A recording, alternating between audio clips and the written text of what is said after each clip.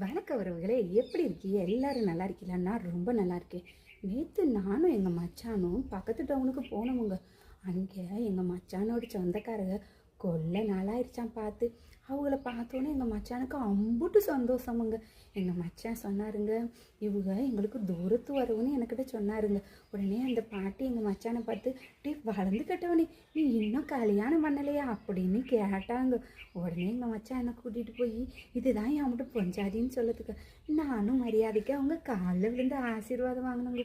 உடனே அந்த பாட்டி என்னை மேலேருந்து கீழே வரையும் பார்க்குதுங்க.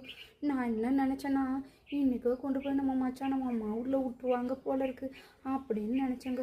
உடனே அந்த பாட்டி சொல்லுதுங்க, ஏண்டா நம்ம எப்பேற்பட்ட ஊர், நம்ம எப்பேற்பட்ட குளம், நம்ம எப்பேற்பட்ட வம்சம், நீ என்னடா பவுடர் பூசுகிறவளை கல்யாணம் பண்ணியிருக்கிற அப்படின்னு சொல்லி பிடிச்சுங்க. நானும் ரொம்ப நேரமாக யோசிச்சுட்டு இருக்கேங்க. உடனே எங்கள் மச்சான் சொன்னாருங்க, அவள் பவுடர் பூச மாட்டாளையாத்தா அப்படின்னு.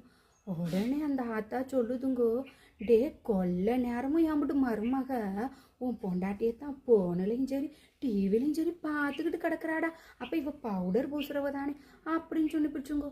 எனக்கு நான் ரொம்ப வருத்தமாக போச்சுங்கோ. அப்புறம் இன்னொரு வார்த்தை சொன்னிச்சுங்கோ, ஏண்டா கட்டுனதுதான் கட்டுன, ஒரு நல்ல பிள்ளையா கட்டக்கூடாதா அப்படின்னு சொல்லிடுச்சுங்கோ. எங்கள் மச்சானுக்கு டவுனில் ஆரம்பித்த சிரிப்பு வீட்டில் வர வரையும் நிப்பாட்டலங்கோ. அப்படி ஒரு சிரிப்புங்க. ஏன்னா நம்மளை சொல்லிவிட்டாகல்ல, நம்மளை சொன்னால் அவங்களுக்கு சிரிப்பு வரத்தானே செய்யும்.